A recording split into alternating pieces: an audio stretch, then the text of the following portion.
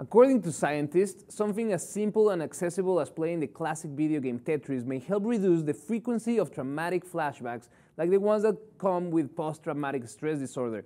In a new study published in Psychological Science, researchers from the universities of Cambridge, Oxford, and Sweden's Karolinksa Institute present evidence that the 80s game can diminish the frequency of traumatic flashbacks if played after re-experiencing original traumatic memories. And this is a big breakthrough, Margaret, because it's the first time that we are looking into a non-invasive therapy for post-traumatic stress disorder. This study was really, really specific. The participants watched a 12-minute long movie that created some traumatic experiences, and then the next day, they reactivated those memories, and they had two groups, those that play Tetris right after being exposed to the film, and those who didn't get exposed to, those who didn't play Tetris. So, the next day, we've come a long way, haven't we? Not to, pardon me for interrupting you, but we used to shock people in the 50s to offer a therapy, and now we're offering Tetris as a therapy. That's amazing. It is. Actually, the two ways that they have right now to do this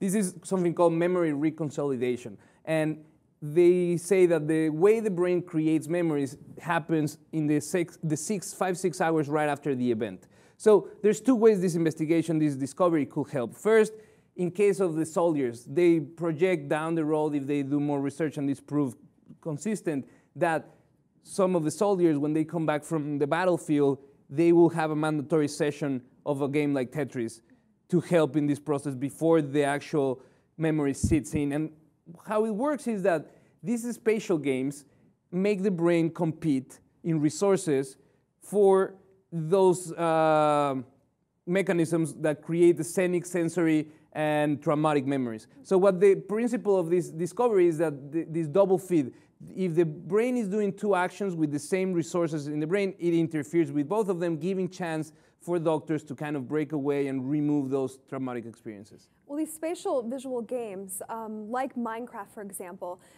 these games were used in standardized institutional testing of IQs of kids in schools, and it's amazing how they've learned that you can take this and actually recreate or stop negative memories from impacting, because every time you have a memory, you're recreating that memory again and again. And if this helps people, what an amazing and inventive way to do it without medicine. Yeah, exactly. The principle that they are relying on is the fact that when you remember something, you're not actually remembering the event that memory was made from. You're actually remembering the last time you recall that memory. So it's modified. It's a modified. You're kind of degrading your memory as it goes. That's why people can recall things with exactly how it happened, because we are not recalling the event. We're recalling the last recollection of the event.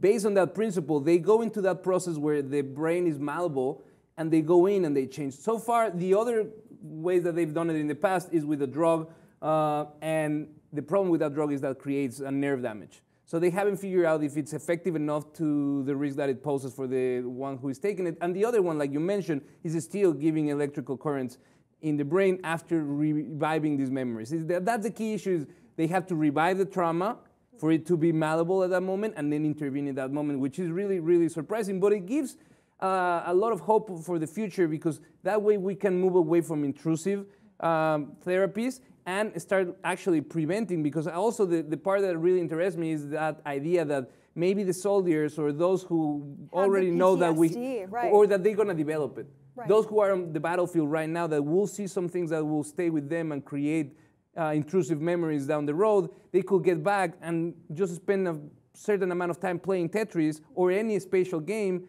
and it will help them to kind of deter the possibilities of them having these intrusive memories. So that's a big breakthrough, and we hope we see more results like this. Let us know how you feel about the situation, and please subscribe to the Lip TV 2.